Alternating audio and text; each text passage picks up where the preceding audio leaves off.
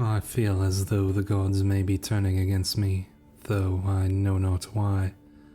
In many ways it was Frothi who held our clan together, a remnant from my father's time that gave us a connection to our old ways. His passing has led to fractures, and Grettir was quick to make his opinion known. Many of the older warriors still look to him more than I, yet I cannot let myself be dissuaded. I know that my patience will bear fruit, even if I must turn to other powers to find success.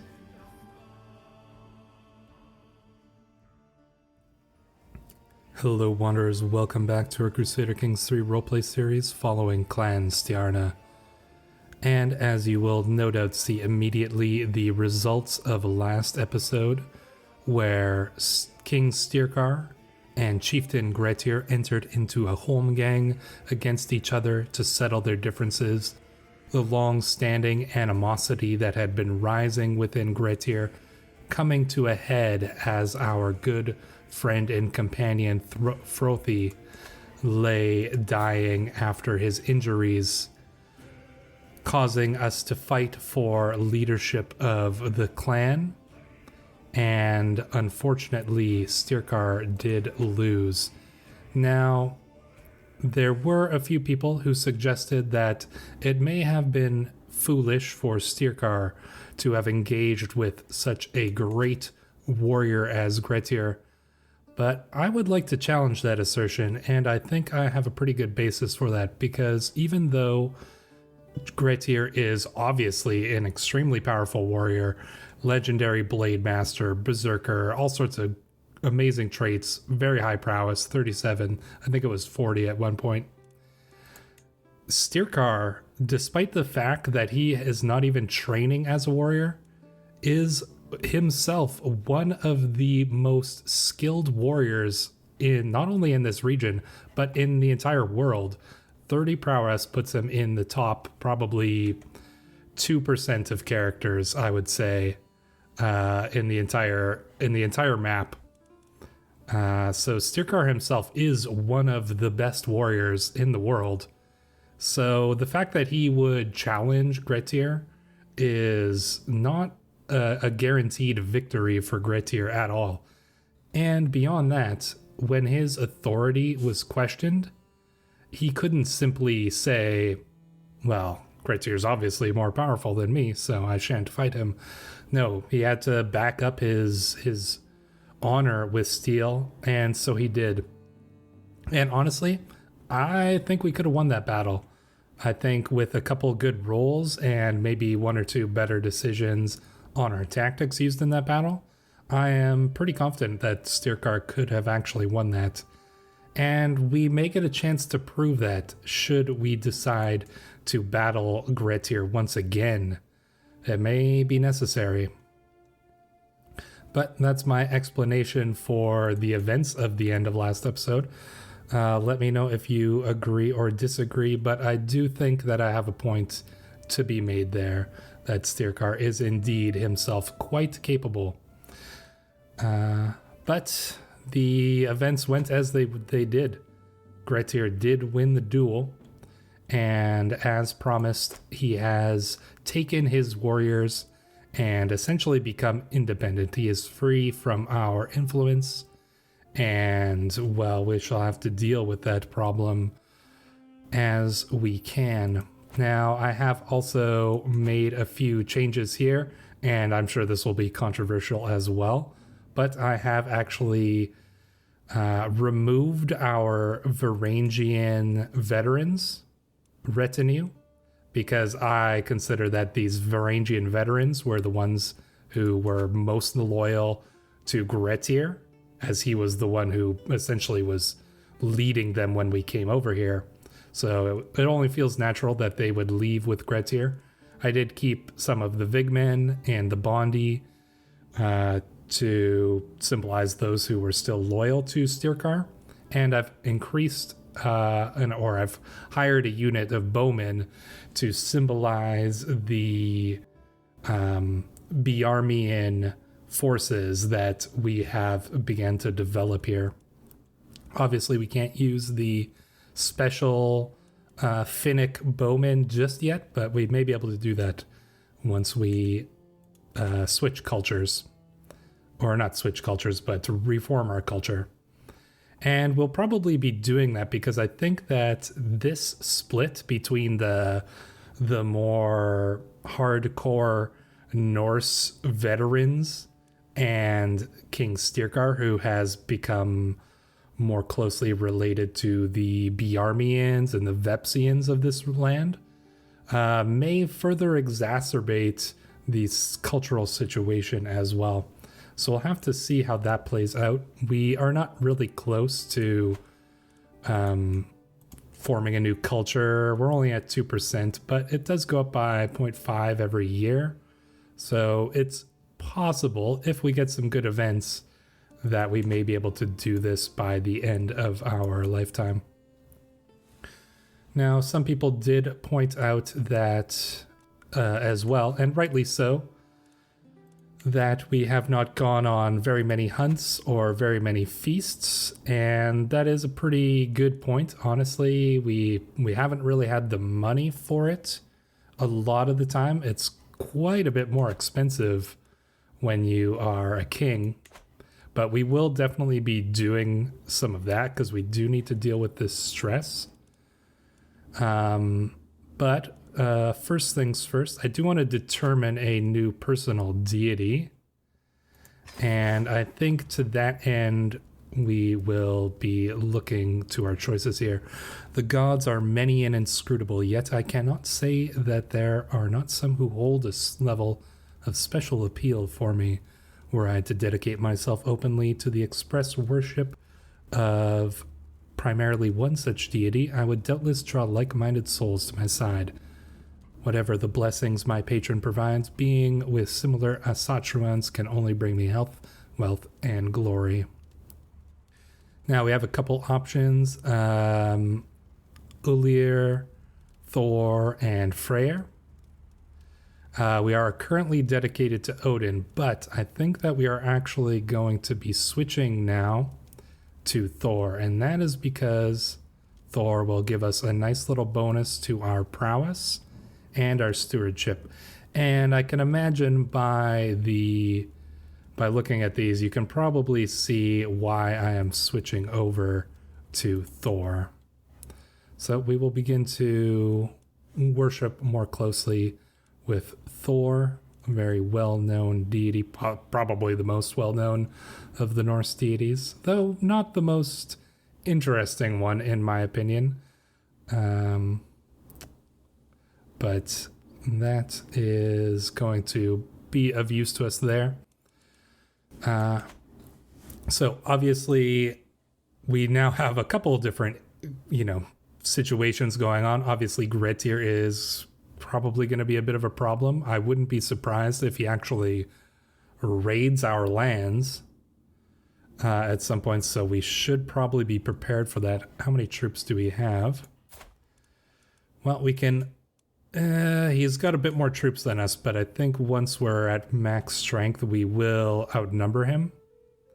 So hopefully we'll have time to build up our troops.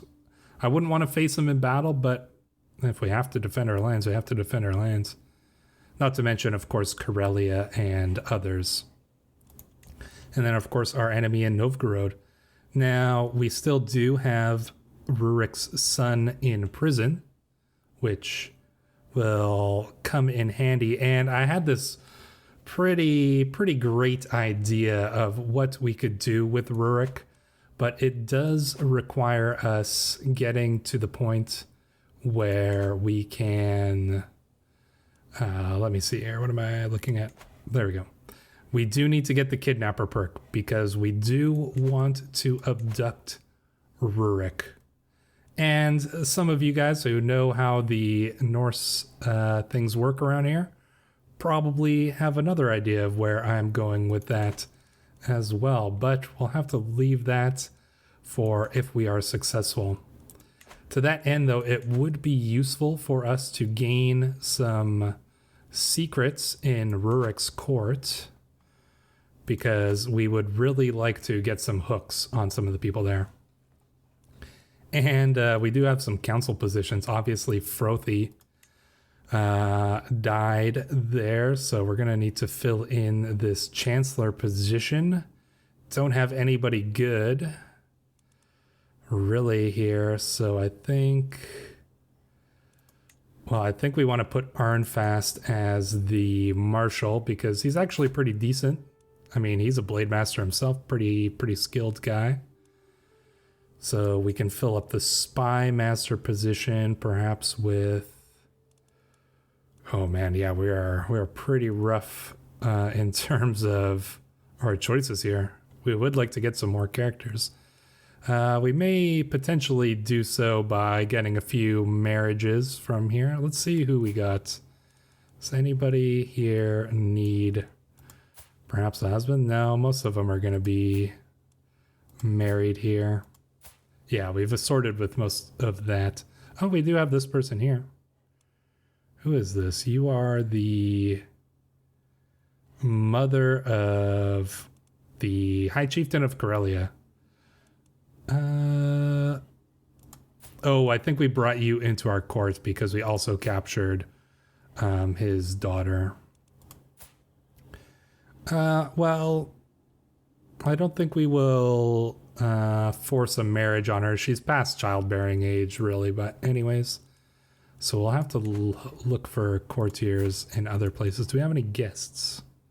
Because at this point, we're kind of desperate, so I wouldn't be opposed to bringing in some guests. No, nothing really. All right, well, we'll make do with what we have. So who is our best chancellor? Arnfast is just our best character with everything.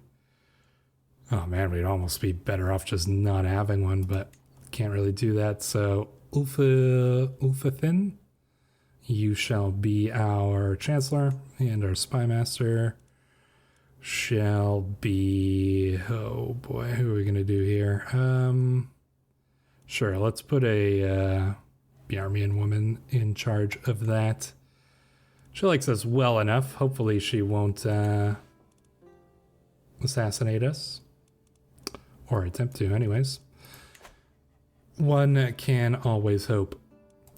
So that's that taken care of. So we do need to wait until our perk goes up. And yes, we will be calling a hunt here.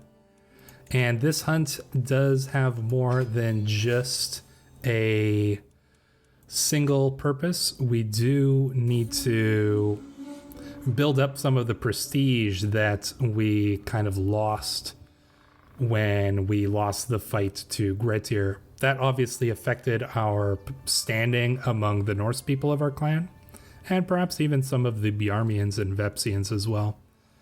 So I must have scoured the taiga twice by now and still no sign of game. Everyone expects me to return triumphant with a trophy, but as things are looking, I will return only with shame. Oh man. Oh man, bad luck for Styrkar. The nearest market should have a wolf. I wonder. Where does Styrkar's honor put him here? I think I will not sink that low. I would rather return empty-handed. We're not necessarily prideful, but I don't think we would go so far as to lie about our success. Now, so we will return empty-handed, I suppose. Maybe Styrkar is starting to feel like the gods are no longer favoring him. That is a concern. We return home in disappointment. Yes, that is unfortunate, but we did at least reduce our stress.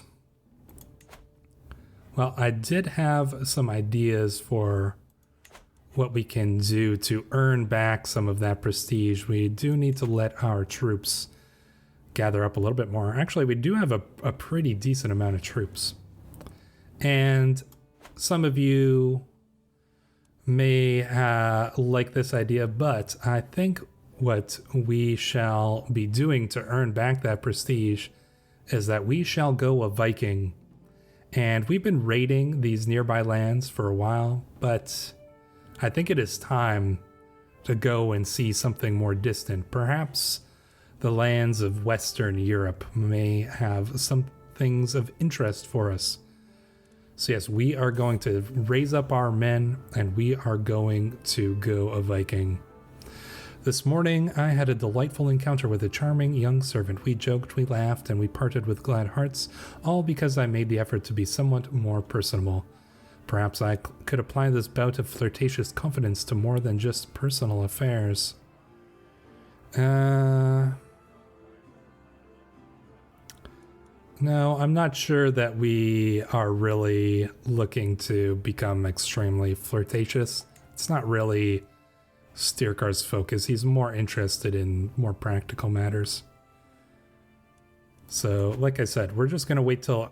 Oh yeah, look, we got lots of troops. No problems there. In my attempts to align Andiamo to my interests, I have found an opportunity. I think I could argue that our goals are in fact the same as I dictate my next letter. You know what? Let us... Oh wow, he's infirm. Only at 57. He's still useful here. We shall try to maintain subtlety. So, how old is our son here? 4 years old. So he's almost ready to begin training. And of course, there is Frothi's son, Magnus Frothi's here. He is scaly, but that isn't a major concern. What is a concern is that we raise the son of our friend to be a good man. And we will do so. Alright, how many troops? Where are we getting all these troops from? It says, oh, I guess that's our levies plus our retinues. Nice. I expect King Rurik would be keenly interested in the information I have inquired, indicating his vassal, Chieftain Karhu, is sleeping with Matrona. Perhaps he would be interested enough to offer me something substantial in exchange. Let this serve as a peace offering between us? No peace offerings for Rurik. We will sell him this information for gold. I mean, I think we wouldn't just be directly doing this ourselves. We're obviously doing this through our intermediaries, so because Rurik would not accept anything from us.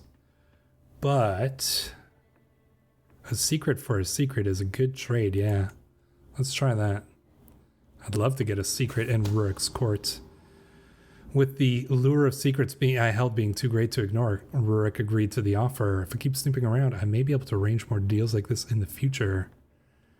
So we learned Chieftain Helgi's witch secret.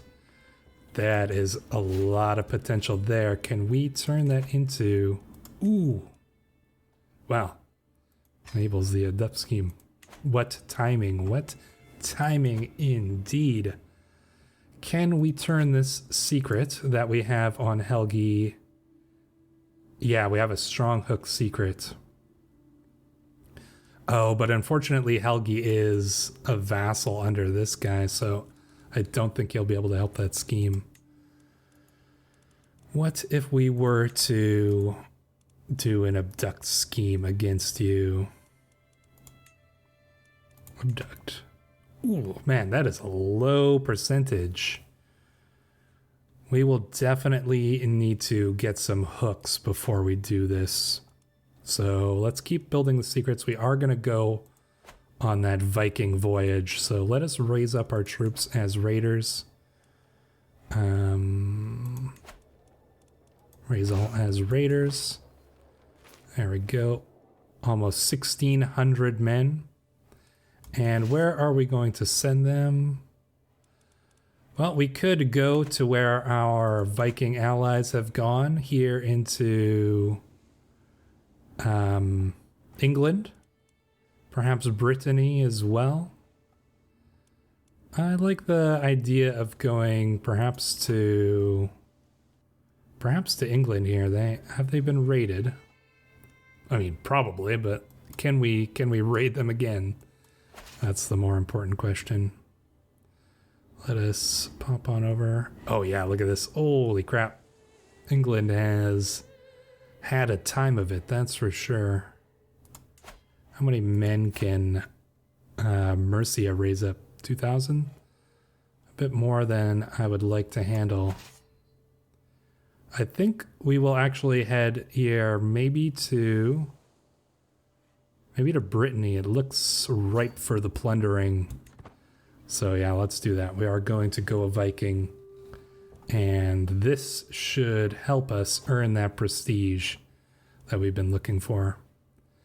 Hold a grand bloat. Well, we will certainly be doing that at some point, but not just yet. I think I have a special guest that I would like to bring to the bloat, and he is not ready to join us just yet.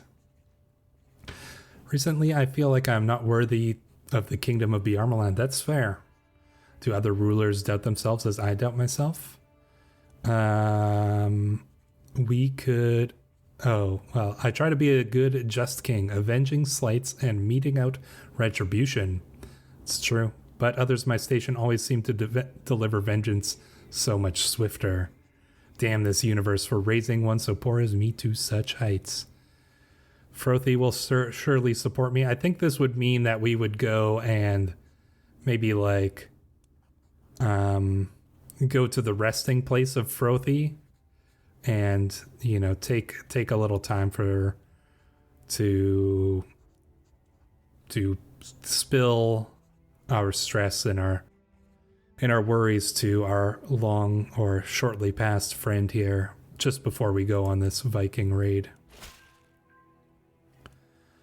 To the impressive Styrkar and my work, at the court of King Rurik, I have failed to find any secrets his courtier Svietslava might possess. However, the truth does not have to stop us. Yes, let's get a strong hook on her.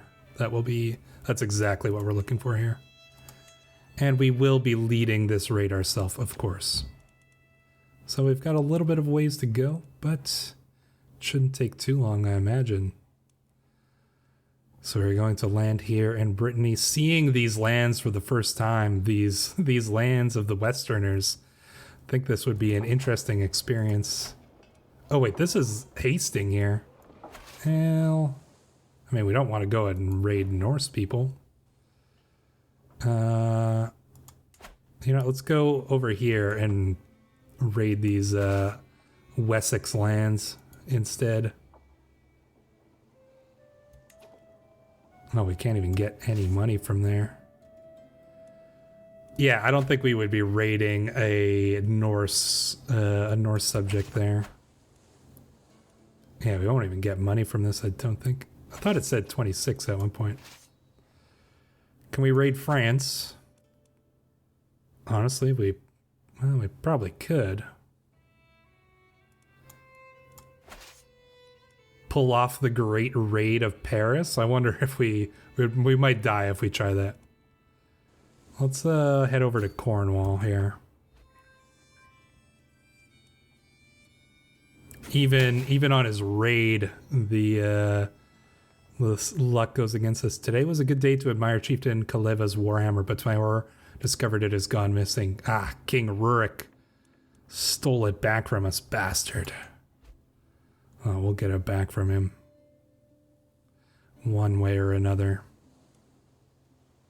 I thought we had that in our possession.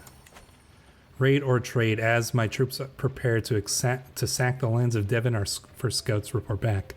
The towns are rich but heavily fortified.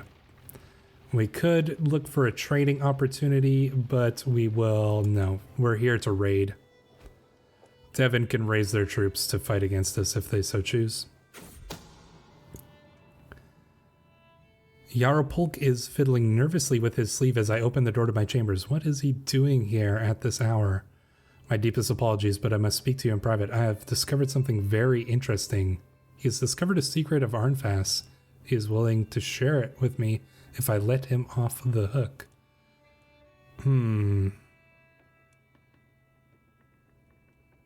I would rather have you... No. Just tell me the secrets. He's a non-believer. That is a little bit concerning, but... the settlement of Exeter, an important stronghold in Greater Devon, has fallen to my raiders. We have the run of vast tracts of land and many of the quivering subjects and shining treasures of petty King Dumnarth to choose from. The troops stand ready, awaiting my command to give them direction. Capture skilled slaves for Colmoggery, bring me bounteous plunder. Yeah, you know what? I think let's bring some slaves home. Seems like a pretty good option to me. And let's raid the rest of his lands as well. Oh, and we took his son and heir prisoner. He might make a good ransom. Ooh, pretty good ransom. We could use that money. Hey, and Queen Faina is pregnant. Well, she's been with child for 2 months. We were home at that time. I'm pretty sure we were home at that time. Right? Anyways, we can get another hook on Pribislava, his jester. Nobody ever suspects a jester. See it done. There we go. All right, let's continue this raid here. Ooh, what happened there? Oh, our Sculler's poor stewardship is going against this. Oh, and Styrbjorn is finally old enough to be educated. Yeah, well, we're going to educate him ourselves, of course. Finally, our son is old enough for that. And we captured Baron and the Baron and his sister. Let's ransom you. And you are just a child. So we will ransom you as well once we get the opportunity here. And should we continue our raids more? I mean, we do have... Well, we've got a little bit more loot that we could probably get here. Yeah, let's continue these raids. And you can be ransomed as well. How old is Rurik? Almost ready to be raised to fight against his own father. How many troops do you have? You could raise up a good force against us. Let's head over here into the lands of Duherberth. And then I think we'll return home. And Andiamo is fully in our pocket now, which is perfect. My son, praise Freya, Faina has given birth to a perfect little son while we were away. He he looks like his mother. This one does, at least. May grow to be strong and wise. Thorfinir? You know what? I would like to name him after Frothy. So let me just see if I can pull that name up. There we go. So we shall name our second son after our good friend Frothy. So that is perfect. Delicious baklava. Well, we've had this event before, but we love baklava, don't we? Lose a little bit of stress. Wonderful. And the raids are done. Oh wow, we've captured a few prisoners here as well. You know, let's well, how much are you willing to ransom him for? 25? He might make a good sacrifice, I should say. Who's this? We could ransom the kid. He's 4 years old. And he's worth a bunch of money, so... There we go. We'll have a few prisoners for sacrifices. And let us return home. There we go. And we get a new intrigue perk. So, I mean, we probably want to go kind of down the schema route, but I do actually want to switch back here now to Marshal, because I would like to boost our prowess a little bit more in preparation for future events here. Oh, and I think we got an object here, an exotic quill pen. Oh man, a little bit of prestige will be extremely useful for our retinues and such. All right, let us return home. We've got quite a bit of valuables, and we will use those to our advantage.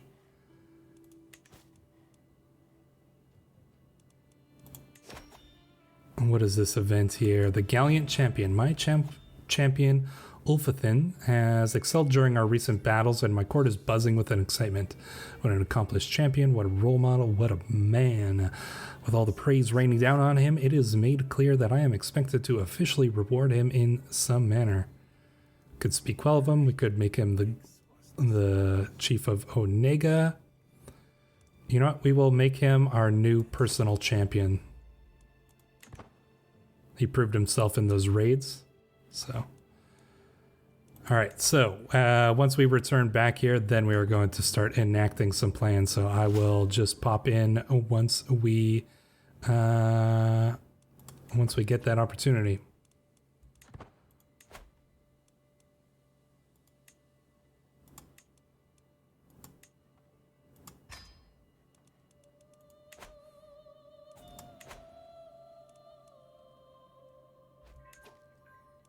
All right, so we have returned home with all of our loot. Unfortunately, we didn't get the Viking trait, but we did bring back quite a bit of prestige and quite a bit of gold as well. As you can see, coffers pretty full there. Oh, he wants a ransom for his son. Declined. All right, so let us consider what we're going to do here. Well, it's about time. We should we can challenge him for the artifact. No, we will be enacting an abduct scheme, and I really hope that with all the hooks that we have in his court, that we will actually be able to use this against him. So we can use a hook on his wife. That will be a big help. We can use a hook on, who else do we have here? On his court jester. That will also help. We will use, I know we've got at least one more hook here. Yeah, his cupbearer. Use a hook there. And any more hooks? Nope, doesn't look like it, but we can convince, who do we have here? Ooh, this guy's got high intrigue. Throw a little bribe his way. Why not? There we go. So, I mean, consider that we're at what, 85? Can we get it any higher here? Can we get it any higher here? You've got a decent oh no, we can't bring this guy in, he's too far away. Ah, that's pretty high chance right there. I do say right that, well, that should be pretty darn good. So we will enact this scheme upon Rurik while we wait here. And that should hopefully come with some success. We do have enough coin here. I would like to hold a feast, but let's look at this first. While studying the tactics of ancient generals, I was amused to learn about Julius Caesar's exploits during his conquest of Gaul. We could get some better... The military engineer traits? No, I think unyielding defender is a pretty good one. There we go. So we actually got ourselves finally a good combat trait here. So hopefully that will work out pretty well. So let us hold a feast to celebrate our return with all of that good Western European loot. What? I cannot believe it. Despite my invitations and preparations, no one, not a single guest showed up to our feast. Wow. Wow, that's rough. Man, nobody shows up to your party? That sucks. No matter. I will enjoy all this food and wine on my own, and the echo of footsteps in my great hall is all the company I need. That is pretty rough. I guess Styrkar really has lost. I mean, he lost his friends. He's lost many things, and now people aren't even showing up to his feasts. That sucks. Let's spend some of this money here. Why don't we build a war camp? Because we may have need of that. Should we build up Onega as well? That is one of our main areas. You know what, let's build some markets in Onega. Could be of use to us. 2 months until the scheme on Rurik is enacted, so let's hope that goes. Let's hope that goes well. I mean, 85% chance, pretty decent. Walking between audiences, I overhear my enthusiastic court physician Andiamo discussing his latest flight of fancy. It is supposedly the strongest potion in existence, and comes only from the farthest reaches of the world, or so say the merchants and alchemists I have spoken to. Say it grants vigor and long life. Well, you know, I think we could... You know, I think let's try it. Strong potion gives us prowess and a medium health boost, 80% chance. Didn't work out. Ouch. Of late, my courtiers seem to be avoiding me at all costs. I hear whispers that they think I will stop at nothing to achieve my ambitions, that nothing is sacred to me, but that just means that I rule with a firm hand. Doesn't mean I'm a monster, does it? Damnable ingrates. Or we can go back to Frothy's grave. Ooh, high blood pressure. I've already got the feeling unwell. That'd be pretty rough. Oh man, I would. You guys are gonna hate this, but even though this is clearly the better option, we don't even have anybody to talk to. We have all of our friends are dead. I think we're angry. We are irritable after all. Oh, geez, that's rough. Our health is not doing too well. With my agents coming and going freely at the court of Novgorod, King Rurik is within reach. The agents are in position to let a small group of people in the middle of the night and to cover them as they depart, ideally while muffling the screams of a kicking burlap sack. 85% chance that Rurik is captured. Please let this work. I could not believe it worked. It was as simple as letting some of my allies into the castle in the middle of the night. King Rurik is no doubt kicking himself over the poor security. Thankfully, it's a lot better where he is now. I hope he likes his new quarters. Well, what do you guys think of that? Rurik is now our prisoner, and he is at our mercy. And his son, who we have been treating almost like a second or third son to ourselves, does not even know that this man is his father. This leaves us with some pretty interesting options, I dare say. And, well, it is a good time for us to consider perhaps holding a grand bloat. But who would be our chief sacrifice? I don't know. There's a lot of options there. Let me know what you guys think we should be doing with our newly captured enemy.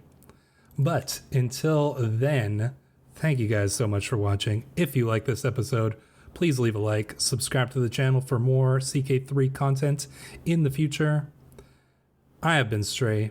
You guys have all been absolutely wonderful, and we will see you in the next episode.